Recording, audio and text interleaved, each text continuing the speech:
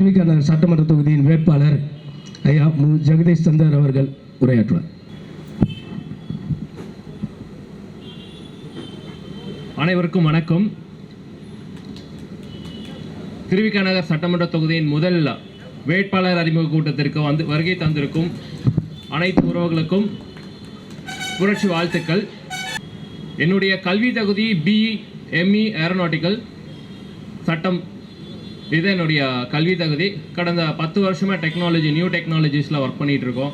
Drone technology குறிப்பிட்டு சொல்லணும்னா, இந்தியாவில் 2017 மருந்தடிக்கிறதுக்கான ஒரு ட்ரோனை இங்கே கொடுக்கல, கர்நாடகாவிலே கொடுத்துருக்கோம். அது மட்டும் இல்லாமல் ட்ரோன் மேலே பறக்கும்போது கீழே இருக்கக்கூடிய விவசாயம் பண்ணிகிட்டு இருக்கக்கூடிய பயிர்களுடைய நோய் என்னன்னு கண்டுபிடிக்கக்கூடிய ஆராய்ச்சியிலும் இருந்திருக்கும். ஒரு ஆசிரியராக இருக்கக்கூடிய இந்த மு ஜெகதீஷ் சந்தர் மாதம் 1 லட்ச ரூபா சம்பளம் வாங்கக்கூடிய இந்த மு ஜெகதீஷ் சந்தருக்கு ஏன் தேர்தல் அப்படின்ற கேள்வி மக்களுக்கு எப்பவுமே வந்துக்கிட்டே இருக்குது, தொடர்ந்து கேட்டுகிட்டே இருக்காங்க. உனக்கு எதுக்குப்பா இந்த தேர்தல் அப்படின்னுட்டு. அண்ணன் அறிவிச்சிருக்கக்கூடிய 3 கொள்கையில் முக்கியமான கொள்கை இலவச தரமான கல்வி. இந்த தரமான கல்வி ஒருத்தருக்கு கிடைச்சிட்டாலே குடிநீரையும் இலவசமாக வாங்கிக்கலாம், இல்லை காசு செலவு பண்ணியும் வாங்கிக்கலாம். அடுத்ததாக சொல்லக்கூடிய மருத்துவம். எனக்கு மாதம் 30,000 ரூபா சம்பளம் வந்தாலே ஒரு பாலிசியை போட்டு என்னால் ஒரு மருத்துவத்தை எடுத்துக்க முடியும். அப்போ அண்ணன் அறிவிச்சிருக்கக்கூடிய இந்த 3 இலவசத்துலேயும் முக்கியமான ஒரு இலவசமாக கிடைக்க வேண்டியது என்னென்னு பார்த்தீங்கன்னா தரமான கல்வி.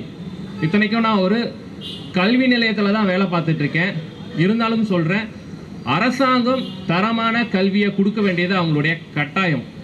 இந்த சோஷியல் வெல்ஃபேர், சோஷியல் ஜஸ்டிஸ்ன்னு சொல்லக்கூடிய இந்த ஆண்ட கட்சிகள் 70 ஆண்டுகளாக என்ன பண்ணியிருக்காங்கன்றது மக்களுக்கே தெரியும். நம்ம எதுக்காக போராடிட்டு இருக்கோம் அப்படின்னு பார்த்தால், தரமான அரசு கல்லூரியில் படிக்கிறதுக்காக தரமான தனியார் பள்ளிகளில் படிச்சுட்ருக்கோம். அப்போ தரம் பார்த்தீங்கன்னா பள்ளியில் தனியார்கிட்ட இருக்குது, அதே தரம் கல்லூரின்னு போகும்போது கவர்மெண்ட் கிட்ட இருக்குது. மக்கள் இதை யோசிச்சு பார்க்கணும். இந்த அரசாங்கத்தால் தரமான கல்வி கொடுக்க முடியாதான்னு கேட்டால் தாராளமாக முடியும். இப்போ நீங்கள் கேட்கலாம், திருவிக நகரில் புதுசாக ஒரு ஸ்கூலு கட்டியிருக்காங்களே, சிறப்பு தாங்க. மருத்துவமனை கட்டியிருக்காங்களே, ரொம்ப சிறப்பு. சமுதாய கூடமாக மேலே அப்படி கை நீட்டினா எட்டுற அளவுக்கு இருந்த அம்பேத்கர் சமுதாய கூடம் இப்போ பார்த்தீங்கன்னா ஏசி மாளிகையாக இருக்குது, சிறப்பு தான். இது மட்டும் போதுமான்னு கேட்டால் போதாது. 70 ஆண்டுகள் இந்த மண்ணை ஆண்டுட்டு நீங்கள் சாம்பிளாக பண்ணி வச்சுருக்கீங்க. ஒரு ஸ்கூலு, அதுவும் லாஸ்ட் 1 மாதத்தில் கிடுக்கிடுன்னு ஏறிச்சு.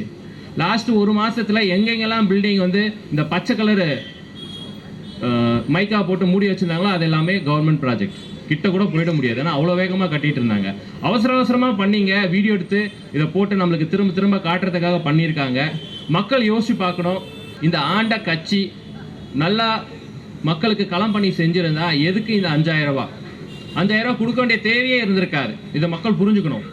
மாதம் 1,000 ரூபான்னு சொல்லிட்டு 3,000 சேர்த்து போட வேண்டிய தேவையே இருந்திருக்காது. 4 வருஷமாக பாக்கெட்டு காலி வடிவேல் மாதிரி இருந்த அந்த அரசாங்கம் கடந்த 6 மாதத்தில் மட்டும் கோடியே இறக்கியிருக்காங்க. ஏன்னா நம்மளை ஏமாற்றணும். இங்கே நாம் தமிழர் கட்சி வைக்கக்கூடிய அரசியல் பார்த்தீங்கன்னா எதை இலவசமாக கொடுக்கணுன்ற ஒரு தேவை இருக்குது மக்களுக்கு. எதெல்லாம் இலவசமாக வரக்கூடாதுன்னு இருக்குது. நம்ம இலவசம் அப்படின்றது பார்த்தீங்கன்னா சமூக நீதிக்கும் இங்கே இருக்கக்கூடிய மக்களுடைய வாழ்வாதாரத்துக்கும் ஒரு கனெக்ஷன் இருந்தாலும் கூட, இந்த கீழ்த்தட்டு மக்களுக்காக, இந்த தனி தொகுதியில் சொல்கிறேன், கீழ்த்தட்டு மக்களுக்காக இந்த கல்வியை மட்டும் இலவசமாக கொடுத்துட்டா நீங்கள் கொடுக்கக்கூடிய எந்த இலவசமும் தேவையில்லை. வாஷிங் மிஷின் இலவசம் போய் இப்போ ஃப்ரிட்ஜ் இலவசம். நீங்கள் மின்சாரத்தை இலவசமாக கொடுப்பீங்களா? கொடுக்க மாட்டோம். கல்வி இலவசமாக கொடுப்போமா? மாட்டோம். நீங்கள் கல்வியை மட்டுமே இலவசமாக கொடுங்க போதும்.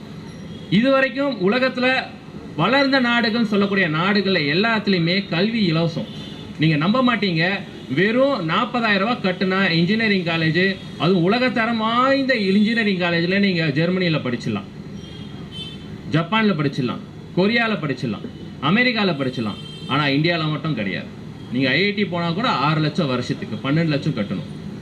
அதுக்கு படிக்கிறதுக்கு வருஷத்துக்கு நீங்கள் 10 லட்சம் கட்டணும். 25 லட்ச ரூபா இருந்தால் மட்டும்தான் நீங்கள் தரமான கல்லூரிக்கு போக முடியும். ஆனால் வளர்ந்த நாடுன்னு சொல்லக்கூடிய இந்த நாடுகளில் வெறும் ஒரு 80,000 ரூபாயிலேருந்து 1 லட்ச ரூபாயில் நீங்கள் தரமான கல்வியை முடிச்சுட்டு வந்துடலாம். அந்த மக்கள் நீங்கள் என்ன பண்ணுங்கள், அடுத்த வாட்டி உங்களுக்கு வாக்கு கேட்டு வரக்கூடிய இந்த வேட்பாளர்கிட்ட கல்வியை இலவசமாக தருவீங்களான்னு கேளுங்க, கொடுக்க சொல்லுங்கள். அதுவே போதுமானதாக இருக்கும். ஸோ என்னுடைய உரையை முடிச்சுக்கிறேன். நன்றி, வணக்கம். நாம் தமிழர்.